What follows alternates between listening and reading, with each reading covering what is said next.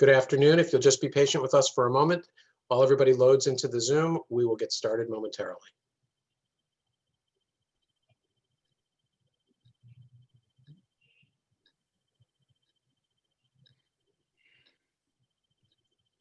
Good afternoon and welcome. My name is Ken Levinson. I'm the Executive Director of WITA. We hope you are well and staying safe wherever you are. We've just finished our summer programming, interviewing all 8 candidates for the Director General position at the WTO. And we're so glad you could join us today as we formally kick off our fall programming at WITA. Before we get into today's program, we want to tell you about some of our upcoming events. Starting next week, we are hosting our intensive trade seminar, which takes place over 3 days, September 18th, 21st, and 22nd. It's all online and all virtual. We have a fantastic round of speakers lined up to talk about how U.S. trade policy functions, the policymaking apparatus, and some of the key issues facing trade policymakers. The following week, we're welcoming the Ways and Means Trade Subcommittee Chair, Earl Blumenauer, for an interview, and we're also launching our Trade and the Environment series. Information on all those events can be found on our website, www.wita.org. I was saying to our guests that I think this is our 33rd webinar since March. And since that time, we've welcomed nearly 10,000 guests on Zoom from over 90 countries. One of our favorite traditions is to highlight some of the people you're in community with at today's event, even if you can't see their faces. So welcome today to Nassim Fussell with Holland and Knight, Mac Dessler, Professor Emeritus at the University of Maryland, Lynette Diley, former U.S. Ambassador to the WTO, and Dave Shark, the former Deputy Director General of the WTO. Welcome Nassim, Lynette, Mac, and David, and welcome to all of you. If you're watching on Zoom after the discussion between our speakers, you have the ability to ask questions using the Q&A box at the bottom of your screen. We'll try to get to as many questions as we can. You should have received an email a little while ago with biographies for our speakers, so I won't do a lengthy introduction, but I would like to say what an honor it is to welcome our guests today.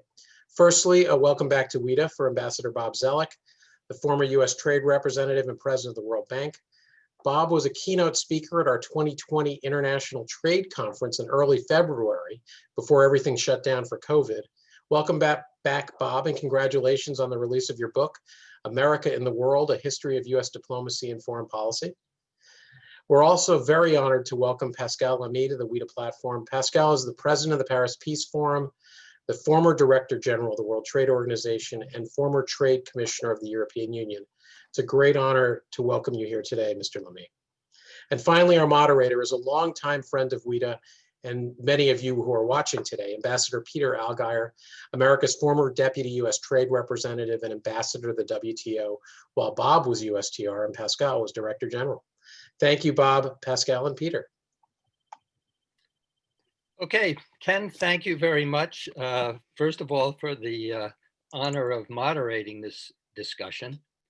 Let me say that it was my great honor to have worked for a number of years with Bob and with Pascal. And the thing that struck me was that obviously they both were superb negotiators for their respective constituencies. But beyond that, they both had a vision and a commitment about the multilateral system. And not only did they have that, but they collaborated and they brought others on board to pursue those objectives. And for me, that was the principal takeaway from my experience working with them. Unfortunately, I don't think we have that caliber of leadership today in trade negotiations around the world. I think that their focus on the big picture, the long game, is not surprising, given that they're, for both of them, their preferred exercise is long distance running. The other thing I find interesting about their backgrounds is that each of them was a protege for a very visionary, pragmatic player in international relations. Jacques Delors in the case of Pascal and James Baker in the case of Bob. That doesn't mean to take anything away from these two discussants, but those sorts of experience, I think, have carried them through their whole careers and longstanding commitment to the international system. Given their broad backgrounds and interests, what I thought today is we'd start the conversation broadly about the state of the trading system as we hopefully move out of the COVID period, and then using that as a segue to the discussion of the WTO and the challenges it faces and how it meets those. So I have encouraged them to conduct this as a conversation between the two of them, not just answering questions that I might put forward, although I will put a few forward. And then finally, as a prelude to the discussion, I will turn to Yogi Berra. And Yogi Berra said, if you don't know where you're going, you might end up somewhere else. And so Bob and Pascal, we're looking for you to help us avoid ending up somewhere else. So with that, if we can start the discussion, and what I would pose as a question is how you think the world will look post-COVID in terms of trade, and what challenges will enterprises, countries, and the system, the WTO, face as we move out of that COVID era. So Bob, you want to take a crack at it first, and then I'll let you two chat about that for a while. Well, I'd be pleased to, and thanks for being our host with this with Ken, and it's always a delight to be back with Pascal. So I guess four thoughts come to mind. One, as people on this call know, the trade system is always changing. And there were certainly important dynamics pre-COVID, and I suspect some of these will be accelerated. So we'd already started to see a slowdown in the manufacturing trade, but quite an increase on the services side. Some important shifts in regional patterns, particularly in East Asia, because of shifts within China to increase domestic demand and internal supply chains. In general, supply chains seem to be less reliant on labor arbitrage, increasingly more on digital platforms. Technology shifts, an ongoing question about the role of 3D printing, for example, with manufacturing. Internet fragmentation and demands for data localization. And sad to say, a broader breakdown of global governance. So the effort to not only repair rules that have lapsed, but to build rules and standards for the future. Second, I think COVID will probably accelerate these trends, and let me focus particularly on the China case. I think for people interested in this, it would be especially important to watch what comes out of the statements of President Xi and the upcoming plenary of the Central Committee. I've noticed that the Western reporting has somewhat lapsed because of the throwing out of the journalists. But Xi has started to give speeches about a dual circulation concept.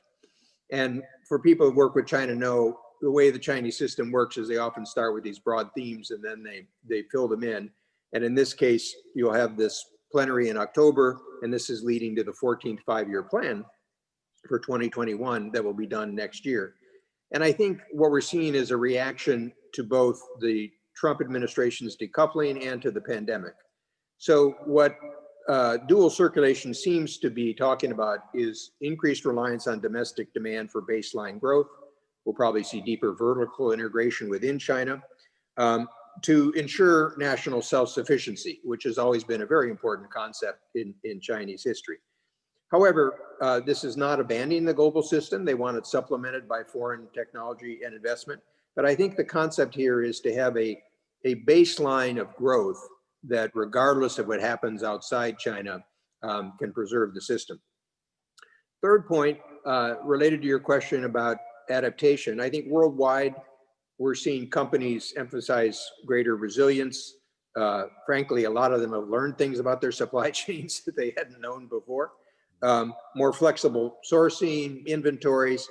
I was struck that PwC did a survey of CFOs about a month or two ago, and the topics of alternative sourcing and supplier health priorities now loom much larger than the ones of cost management, which had been the priority. And fourth and finally, it gives me no pleasure to say this, but I think we have to expect a world of more barriers. The extent depends, it's an open question based on policy.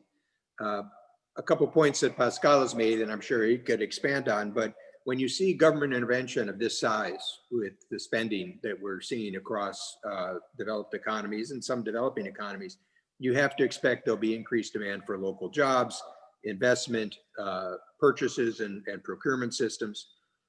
Another point that Pascal is more knowledgeable than I am, but what we'll call the rise of the precautionary systems.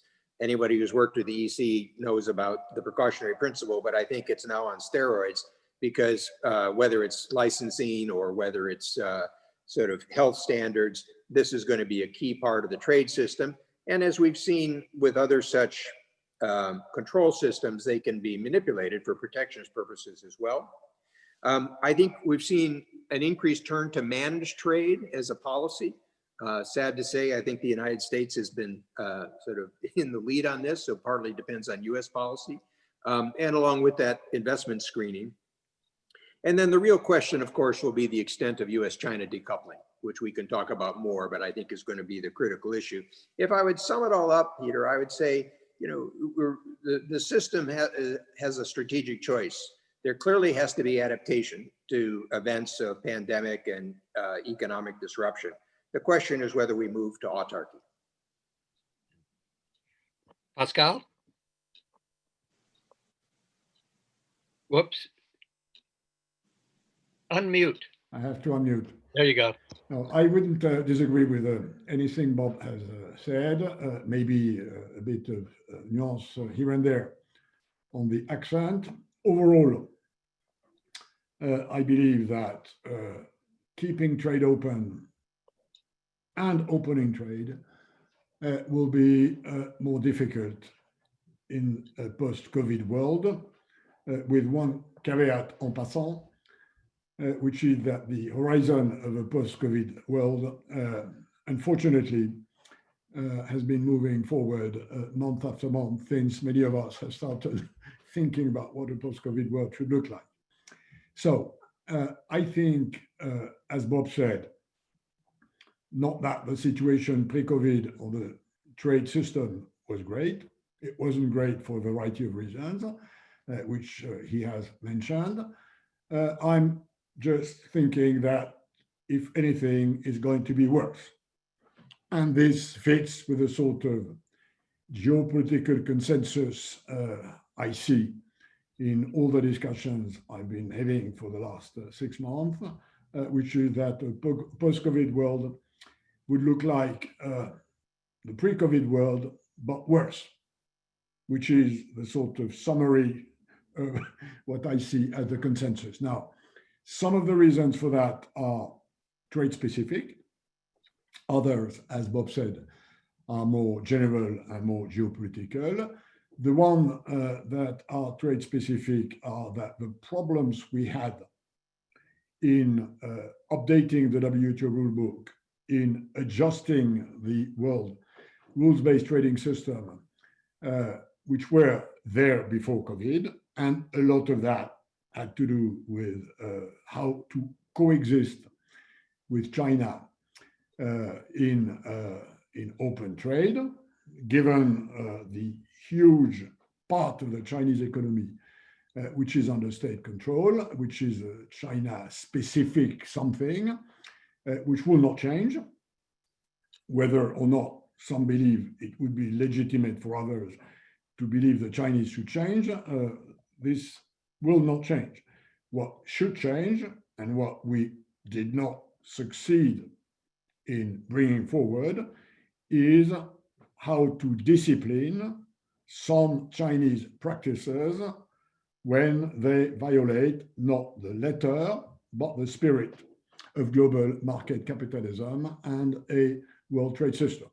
So these problems were there before COVID. They are going to be even worse after COVID, but they will be mixed with a new issue about state intervention and state aids that delevel the playing field, which is the part of the $20 trillion that are falling from the sky on northern economies, plus, of course, China. And I've give you a very sort of rough estimation.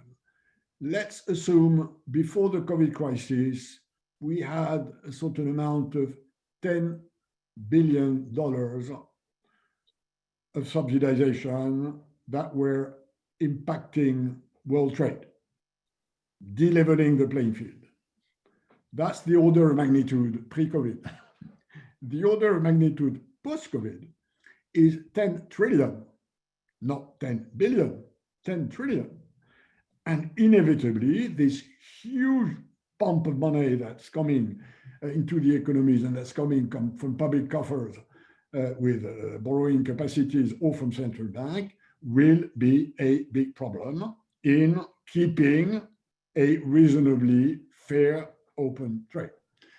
That's about subsidies, that's about China. There are also other issues that were there before, like digital, and there needs to be some sort of adaptation, given the huge amount of digital trade coming in the pipe and which COVID will have accelerated, and notably in services.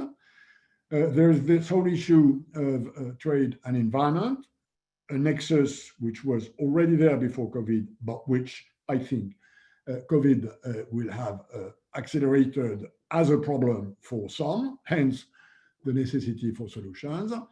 And my final point is exactly the one Bob mentioned, which is what I call precautionism. In tomorrow's world, I fear less protectionism, which is about protecting your domestic producers from foreign competition. Everybody's been doing that for 20 centuries. We know how to do that. We know how to cope with that. And I think insofar as we will keep a globalized world, which is my assumption, I don't believe a minute in serious deglobalization, although there may be some reshoring here and there. The problem of resilience of supply chains, there are many ways to address this other than reshoring, which is what comes to mind to many politicians.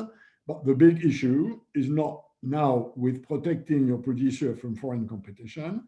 The big issue is protecting your people from risks that have to do with food, that have to do with data, that have to do with environment, that may have to do with human rights at some part of the spectrum, which I call precautionism. And the problem with precautionism is that it is inevitably and for a long time fragmented. The concept you have of what is good and bad as a risk is something that is heavily dependent on local cultures, ideologies, history, perceptions, religions, and the sort of harmonization of precaution which we will need to keep trade open and to open trade, if barriers to trade are mostly related to these regulations and precautions and risks and standards and norms and pesticide residues and side of bumpers and so on. This is the real issue. And I think that's the big challenge for the world trade system. Okay. Bob, any reaction that you want to say? Just one quick question. In terms, you both talked about basically this precautionism, certainly applying to supply chains or adjustments to supply chains. What are the implications of that for developing countries? Well, first, we have to recognize that the post-COVID world will be more fragmented east-west. We've already mentioned that. And it will also be more fragmented north-south because of the formidable asymmetry in the economic impact of the COVID crisis between northern countries who can afford stimulus and southern countries who don't have the currencies, nor the governance, nor the systems that allow them to offset part of the impact of COVID on supply and demand. So developing countries will be proportionally more hit by COVID and this will increase their problems in inserting world trade. If there is a bit of reshoring, and again, I'm among those who have looked at the numbers, and there is a big difference between Sunday speeches on reshoring and Monday's calculations on how much it costs. As I often said, and Bob knows that globalization is a process which is painful and efficient. Deglobalization is a process that is painful and inefficient. And this will, in my view, limit these reshoring. But to answer your question, Peter, the post-COVID world trade-wise doesn't look good for anybody, but it looks worse for developing countries than for developed countries. Bob. You have to unmute, Bob. Bob. While I'm not on mute. Sorry. I just drafted an opinion piece that at least the newspaper says it'll run next week on the broader question of the developing countries in the pandemic, because I've been struck how little attention it's received in the larger debate. And of course, we're approaching the annual meetings of the World Bank and IMF, so there's a logical time to pick up on this. You also have the G20 meeting, although I don't expect the Saudi leadership to be sterling on this subject. And the first point is the pandemic effects alone. Using the Johns Hopkins numbers, about 70 to 80% of new cases now are in developing countries, and people haven't really sort of factored this in. The methods that are used in a stumbling way in developing countries for different social distance and control don't work in a lot of developing countries, given the nature of the societies. And I noticed stark contrast with the 2008-2009 financial crisis, where in part through some of our efforts, the developing countries created an alternative engine of growth to help prop up the system. This time, I'm worried they're going to create a break.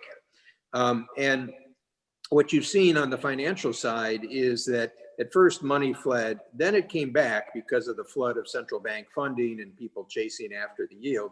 But we could talk about some of the countries you're starting to see, sort of whether it's a Lebanon or Ecuador or Argentina move over the edge, and there's some others I won't mention that sort of are getting near the edge.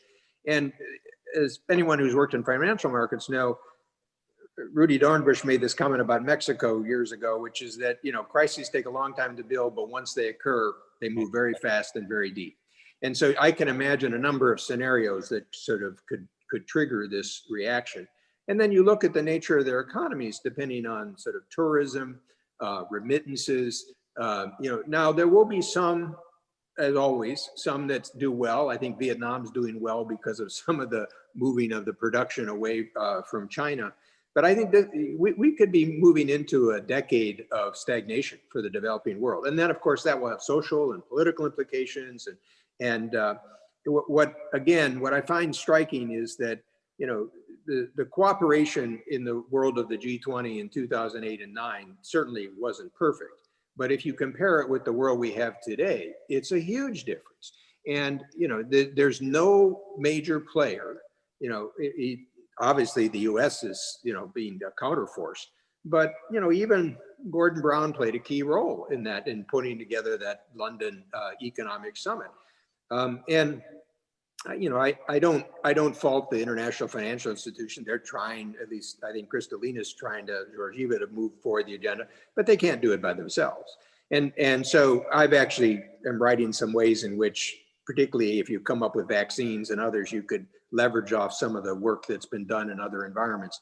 And so if we bring this back to the WTO and you think about what it could do to actually build some record of success, there's a lot of what might be considered small things, but could be quite significant.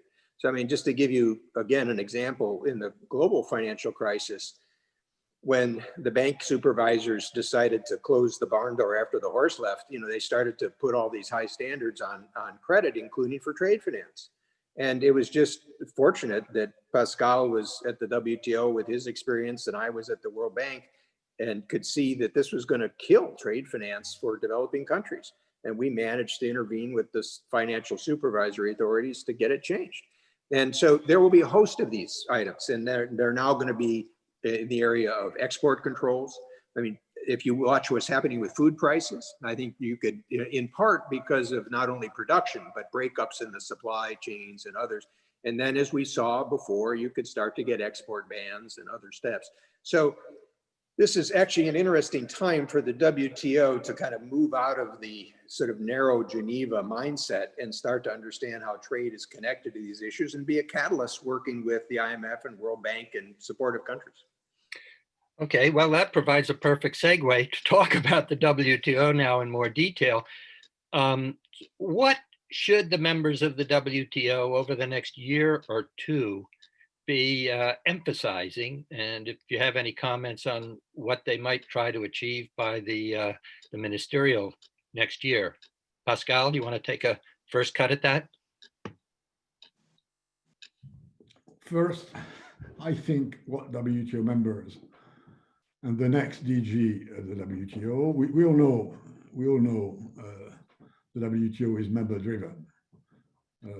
I still have the view that the Secretariat and its DG, and probably because I see WTO more like an institution than an organization, which was an issue on which my successor and myself strongly disagreed.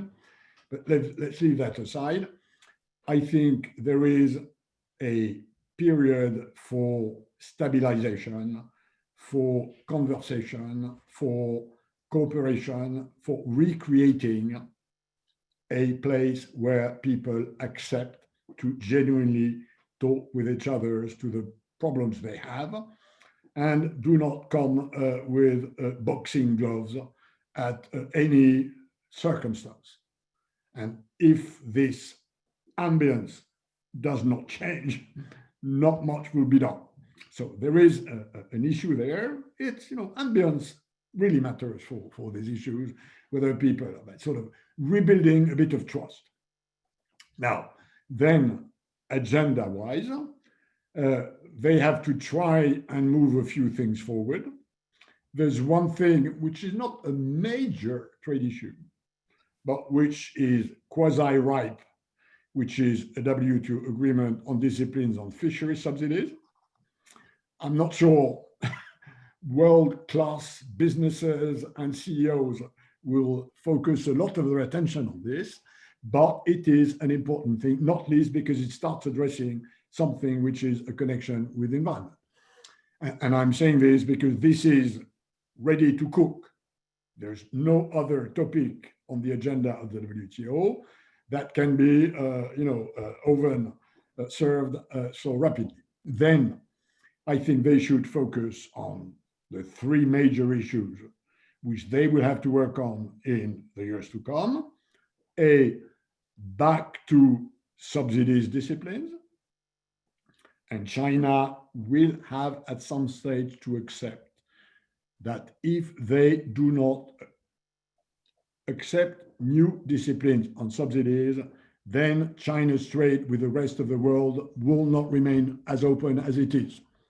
This is not, and we might come back to that, not just a US or an EU problem, although EU, US, Japan have started tabling proposals which China is still considering. But mind you, India, South Africa, Brazil, lots of Southeast Asian economies also have problems with China subsidizing their own enterprises, whether they compete on the Chinese market or whether they compete abroad.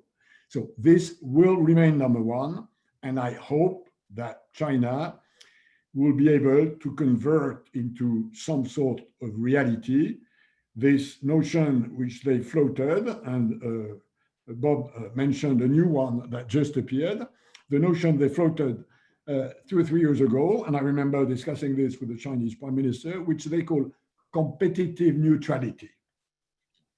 Now, how much can competitive neutrality, which we Europeans call disciplines on state aids, be inserted in the system, I think remains problem number one. Then you have the whole issue of digital trade.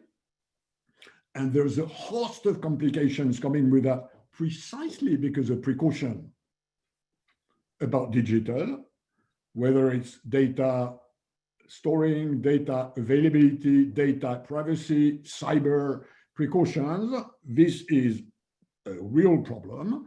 And I'm afraid on this, we are clearly moving into a more fragmented world than the one we had in cars or foods. And the issue will not be to organize convergence, but coexistence. And this is a different ballgame. And then you have this big trade and environment nexus, which I think deserves a lot of attention. And mind you, and we might discuss this further today, will be a big priority for the European Union trade agenda. So those are, I think, the sort of structural issues which were there, but which COVID makes in a way more urgent to tackle with. Just one small addition on an issue we haven't mentioned yet, and I understand why Bob can be cautious about this. US extraterritorial sanctions in trade have always been a problem, but a problem that was not on the radar of the WTO. It was a political issue. This had to do with security. In many cases, the EU did share sanction systems, including with Russia, with the US. Now that the US are taking measures that, for instance, forbid to accept sourcing Chinese companies in the tech sector, this does not only concern US companies, it also concerns companies elsewhere in the world. I think what's happened for the last 6 months in this area changes the nature of the problem. The size of the pressure of the US in this with the Trump administration risks bringing this issue in the fall of any international trade-related conversation. And I'm not hoping that this develops. I'm hoping the contrary for obvious reasons as a European.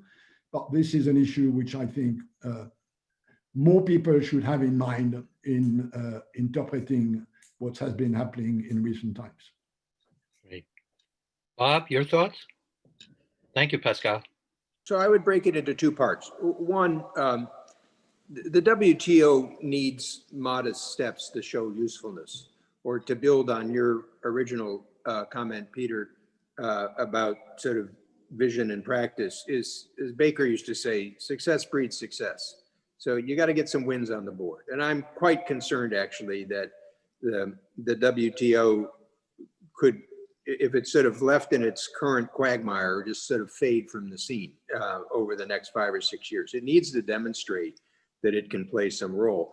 And so I would be quite practical about ways to rack things up. I mean, one of it could be, you know, the availability of medical supplies and food and dealing with export bans. We've talked about things with developing economies, linking it with the international financial institutions.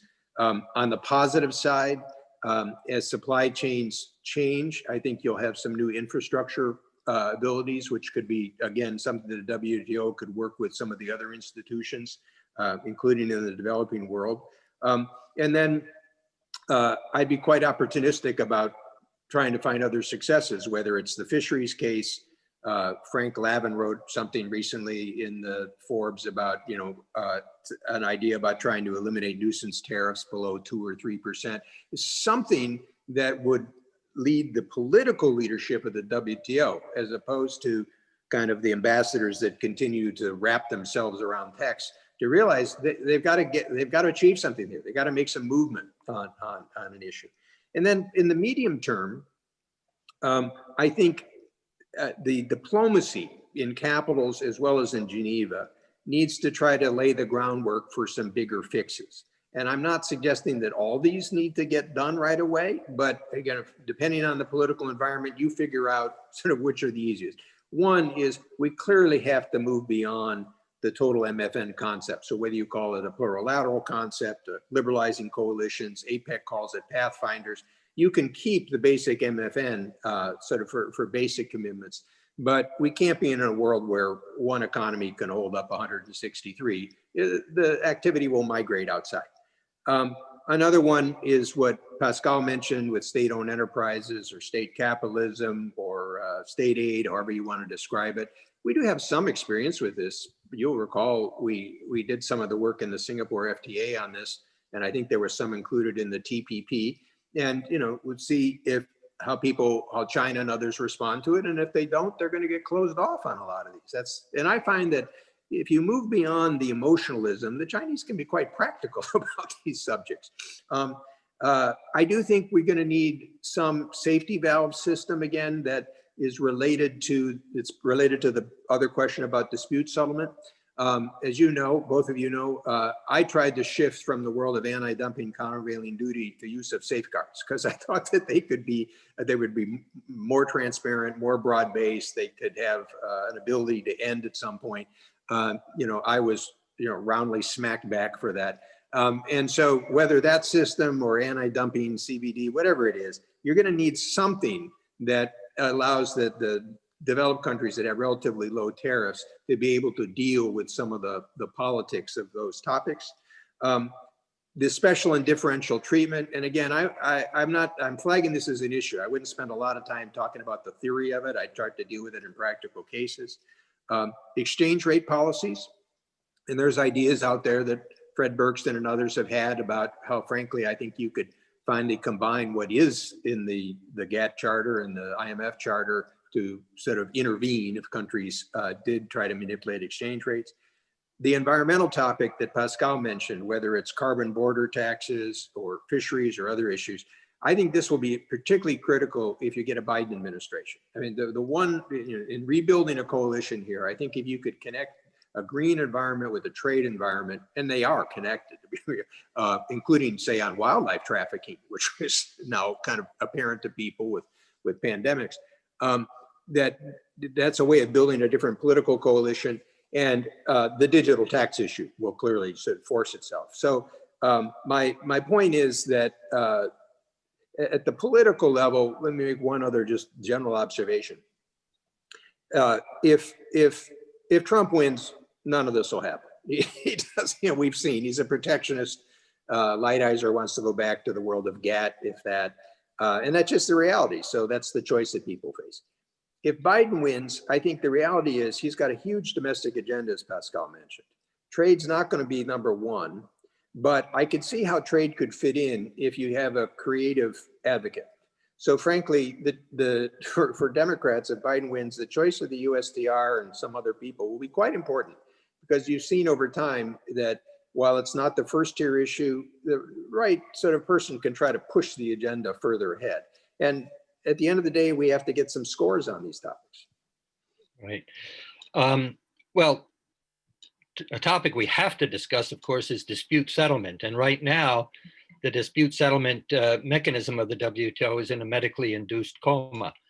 How do we get the patient out of the coma? Pascal? First, there is a patch that allows for the system to survive while the US make up their mind. And I'll come back to that in a minute. But as you know, the EU has promoted and got now working a system which roughly says those of us who want to run the system the way it was framed to work, we are doing it now. So disputes can be treated. It's not as if the whole thing was blocked. Of course, with a major problem, which is that the US are not part of that, which of course is a systemic, huge default. Second, I'm among those who believe that there is a legitimacy for WTO members to review collectively areas where they believe the dispute settlement system has erred. I don't think this is a violation of the dignity of the dispute settlement system. I've always thought, and this is something I think we agreed with Bob, although I couldn't say it when I was DG of WTO, that for instance, the way the dispute settlement system and the appellate body interpreted the safeguard agreement resulted in too narrow possibilities to use the safeguard agreement, which I think is a safety valve. And I disagree technically with some of the appellate body determination on how much is there leeway to use a safeguard. That's the point on the table. If Chile or the EU or India or China or South Africa has a problem, or US, by the way, with determinations of the dispute settlement system, they are entitled to expose they have a problem in order to find a solution. The problem being that the behavior of the US administration has been totally contrary to that. They said they had huge problems, but never really said where was the problem. And they never proposed a serious solution, so that it looks like a tactic which pretends you have a problem and you might have solutions, but in the meantime, you do nothing. And I think the solution to that is, and I totally understand the US may have a problem, for instance, in zeroing, and let's not get into the subtleties of whether zeroing is a correct method for anti-dumping or not. I totally understand they may have a problem, as others may have a problem, but what do you do when you have a problem? You expose your problem, you sit around the table, and you don't block the nomination of judges, which is pure hostage taking. And by the way, and I can say that publicly now that a new DG is going to come in my view, nomination of appellate body members is a procedural decision which the statutes of WTO allow to be taken by majority and not by consensus. Bob? I would just say it underscores a point that Pascal has made implicitly. We need to recognize there's a connection between the dispute settlement system and the rulemaking function of the WTO, whether it's through the traditional negotiations we had or smaller negotiations, and people need to be more adaptable about this. Because without rules and ongoing adaptations, the dispute settlement system will get stressed. I'm not sure whether Pascal mentioned this, but the blocking of the appellate judges actually started in the Obama administration. That gives you a sense of this is a deeper problem. As I've mentioned, at least the Trump Lighthizer view is they don't want to fix this problem. Bob Lighthizer has been very straightforward. He liked the GATT sort of system where you could block panels, and you could argue that's the most basic negotiation system. You negotiate every dispute, and if you're the bigger power, you've got more leverage in the system. It does mean it's a much less efficient system, and for Americans who won a lot of cases in the WTO, you give that up. I think you will see an adaptation, as Pascal said, that others will still try to preserve the system. The key question here, again, goes back, if Biden's elected, whether there is some mechanism, including some movement on some of the green issues and others, that would allow one to take the Biden interest in multilateralism and reformulate it. And as I suggested, and as Pascal said, I think given some of the constituencies, you'd probably need something that allows a better safeguard system and also some on the environmental system. And since I've just written this book that looks at the historical aspects of this, I'll give you an analogy. There was a man named Elihu Root, who was one of the big founders of the International Law tradition. And after the Senate rejected the League of Nations and the Versailles Treaty, he came back for 20 years and kept trying to figure out a way to get the US in the World Court. He actually got it through the 2/3 vote of the Senate a number of times, but they added a few reservations. And one of them, it just shows how obscure was the nature of advisory opinions and so on and so forth. And at the end of the day, some of the other countries didn't accept it. And I know this sometimes, particularly in the current environment, people don't want to make a concession to the United States, but there's a lesson here, which is that if you've got some people who are trying to preserve or reconstruct the multilateral system and they have to deal with some of the domestic politics, people now have had the experience to understand how it works when the United States becomes an antibody in the system. So if we get some people that are trying, let's try to give them some flexibility. Okay, I think Ken is coming back here.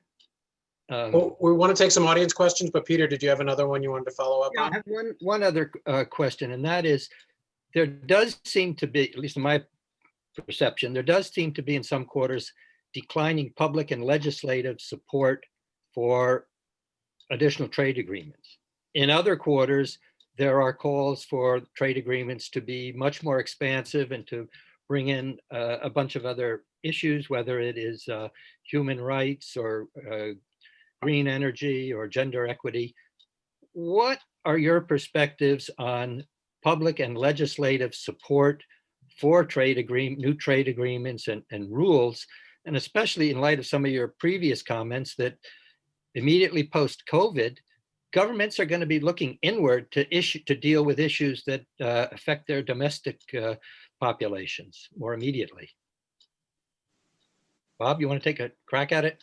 Sure. Well, what's always interesting to me is that there's sort of there's almost sort of a in sort of the elite American trade and political community and policy community, sort of a lack of confidence and backbone, like they can't believe the American public will actually support trade. It actually, if you go back and you look at the polling data, and for example, the Chicago Council on Global Affairs numbers are quite striking. These aren't 50%, these are 60, 70% sort of numbers. Of course, it's how it's framed.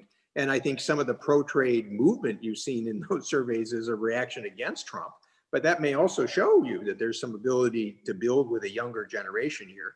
And I think the Chicago Council is going to be updating that survey later this month, so we can see what those numbers say. Second, I know people think this is sort of perhaps too traditional, but leadership really does matter. I've watched some of these surveys now about the effect on public attitudes of leaders, and they're quite striking.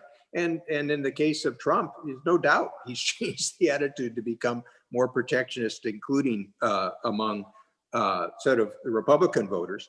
And you see, this is I think a transitional era here. What we now see is the Democratic voters tend to be more pro-trade than the Republican voters, but some of the traditional Democratic constituencies, particularly the unions, are not. And so, but does this, for an agile political mind, does this create some opportunities? And here I'd actually connect it to the broader part we've talked about.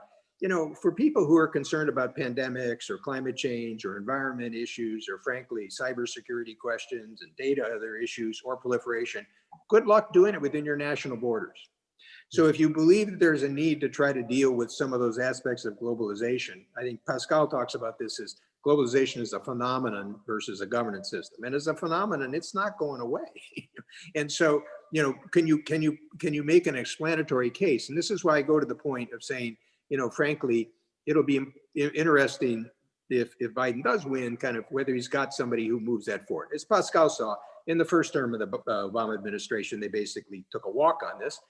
Then they tried to pick it up in the second term. And if they'd gotten TPP done a year earlier, it would have passed because Paul Ryan got the TPA through the Congress. But so timing does matter.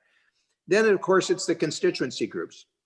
And perhaps this affects a lot of people on this call. I keep waiting for US businesses and the farm community to recognize this is going to hurt them. And so one of the amusing aspects, of course, is after I pushed a lot of bilateral and regional agreements, the EU has now picked up on this principle. And I thought it was a little bit sort of ironic that Bob Lighthizer was saying, oh, this is unfair. They'll negotiate these bilateral agreements to set European standards. Well, if you sit on the sidelines, that's what happens. So maybe there'll be a political movement in the United States.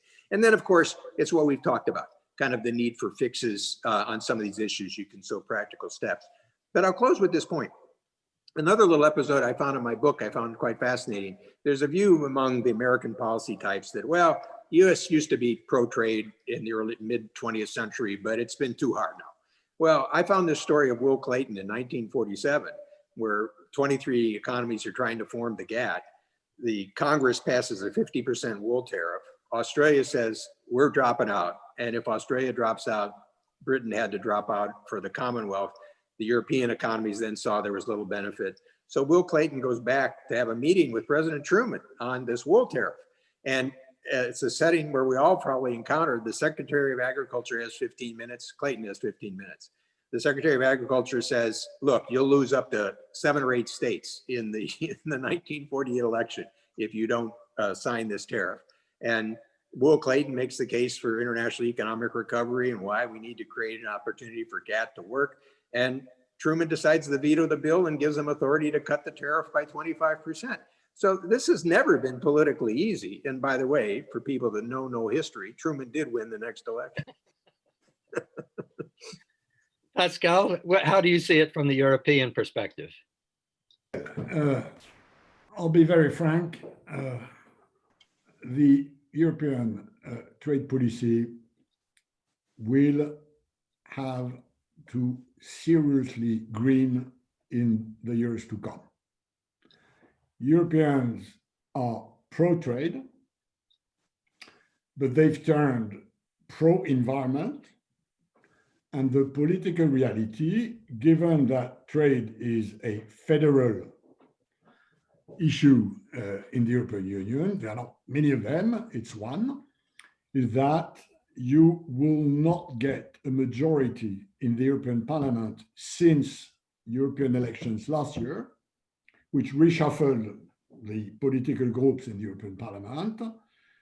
You will not get a trade agreement passed in the European Parliament without a substantive dose of green, which is why, by the way, together with one of my colleagues who heads the Institut Jacques Delors in Brussels, which is called Europe Jacques Delors, we embarked last year, just after the European elections, on a series of publications on how to green the EU trade policy in order to make the EU trade policy open.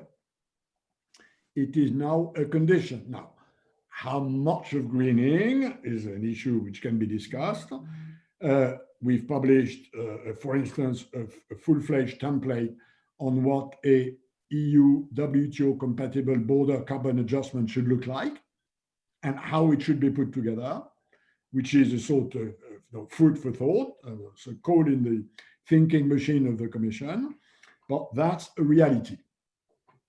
And it's something which I think we have to start from.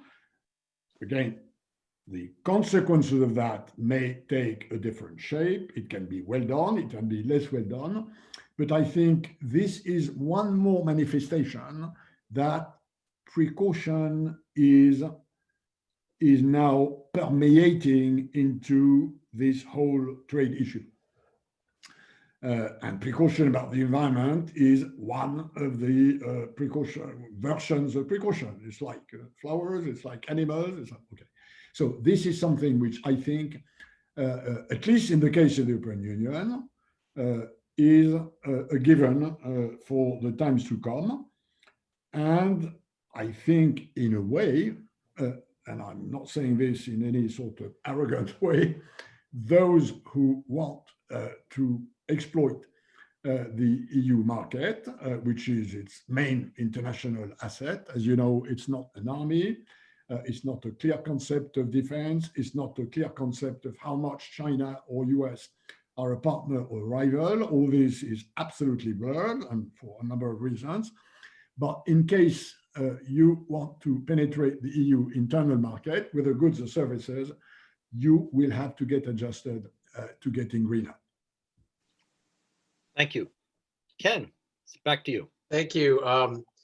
Pascal has been actually answering some of the questions online directly with some of our speakers, but there are a couple that we wanted to get to live and in this session. I think for both Pascal and Bob, I think these are two kind of fundamental questions. One has to do with the special and deferential treatment for developing countries at the WTO.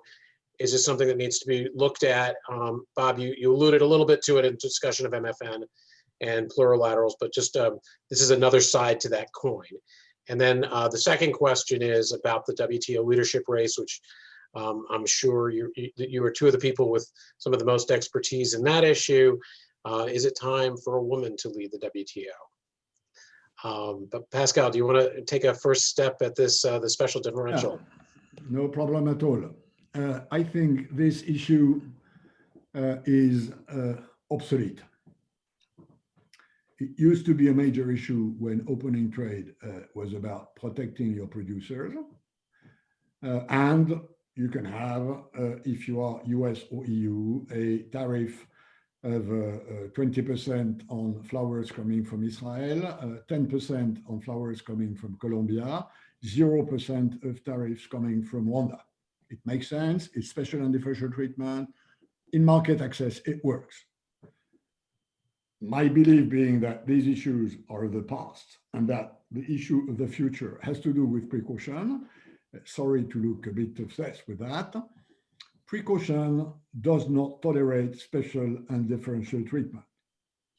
If you administer a pesticide residue at your border, whether it's Israeli flowers, Colombian flowers, or Rwandan flowers, will have to match this pesticide residue. And nobody is going to go to the parliament and saying, oh, maybe we should have a bit of a more flexible pesticide residue for a country that needs to export flowers. So this issue is dead. And I don't think it's very useful to spend a lot of time on this. Although the issue of whether China should benefit from this is an old story. On your second question, I mean, I have to be very careful in public because, as we know, the race is going on. The first, This is just amongst friends. Yeah, sure. I know. I've been told that by journalists for 1,000 times, and only when I was very young did I work into that. But the reality is that for an organization which is meant to be in a comatose state, the field of competitors to run it, I mean, let's assume the DG somehow runs the organization, not enter into detail. I mean, I'll share an anecdote with you with Bob knows. When I was elected DG of WTO, a very good cartoonist who was a former deputy DG from Australia, Andrew Stoller, gave me a cartoon which he had drawn, which was a very nice cartoon with a big tree, and a car had crushed in that tree. So it was totally broken. So the tree was there, the bits of the car were on the ground, and the legend was member-driven car. And I think it says a lot about this issue of whether the DG should run the organization or not. So, but to answer your question, there's a great field. For the first time, there are 3 women competing. And I can tell you, I know the 3 women and they are pretty good.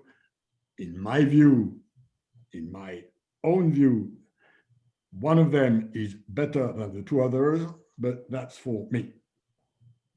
I appreciate that. I think we hosted, as I mentioned, all 8 of the candidates on the WITA platform. So hopefully our viewers have a chance to form some of their own opinions as well. Bob, any final thoughts? We're going to run just a minute or 2 long, but Bob, final thoughts on special differential and the candidates for WTO and what you might be looking for in the next leader of the organization. So on special differential, I generally agree with Pascal, but I leave a little bit of room here. I think that the politics are that the major developing countries can't hide behind this with some of the traditional measures. So this was one of the problems the Doha round ran into. And as for preferential treatment for some of the poorest countries, I don't think that'll be a core issue, but this partly goes to the politics. In terms of the WTO choice, on women, I'll just say that one of my satisfactions in my dotage is that the women who had been my colleagues now had the IMF, the UN Environmental Program, the Economic Commission for Africa, one of the private sector groups dealing with development. and one just left with the Global Environmental Facility. So it actually makes a point here, which is that I think there are an opportunity to, and one of them obviously is a candidate for the WTO, give an opportunity here for women to move into these positions. But I think just as important is the type of person. I think what we're describing now is the WTO needs a leader who can try to understand the trade complexities and understand sort of the history of those issues, but can also see him or herself as a political coalition and driver. And it's an analogy to what I said for the USTR.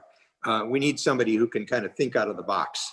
Now, that person, as we all know in the trade field, if you just try to come in that way and ignore a lot of the sort of the encyclopedia of trade, you'll get tied up in knots and very frustrated. So I'm not suggesting you don't need that knowledge, but you need somebody who can tap that knowledge, but can rise above that. And frankly, now I can say it. I mean, I think the WTO at a critical point made a very unfortunate choice by basically promoting the Geneva ambassador community to a higher level. And I just, those ambassadors play very critical roles, but you need political leadership in the system. Well, thank you all. Peter, I can tell that you're looking to jump in. Something you wanted to. No, I'm not. I just want to add one word for the sake of transparency. We did not consult with each other before giving the last answer we gave, even if it obviously points in the same direction. Very much appreciated. Thank you all so much for the gracious time that you've given us today. I know for the whole community, we're very grateful. We did have a few other questions that we didn't get to, but I will email those to our guests so that they can see that. And if they have an opportunity to get answers to folks, we'll try to do that for them as well. I think when we do that, it can share some of the email addresses. So if there's any that they didn't get to, we can try to share those. Thank you so, so much. Please be safe. Take care of yourselves. Wear a mask. Thank you again for your time. I hope to have all of you back again soon. And Peter, as I promised, we will continue online for the foreseeable future. Even when we're back meeting live, we plan to continue to do online events for all the membership and all the people who are watching around the United States and around the world. Thank you all very much. Take care. Be well. We'll see you soon. Thanks, Ken. Thank you.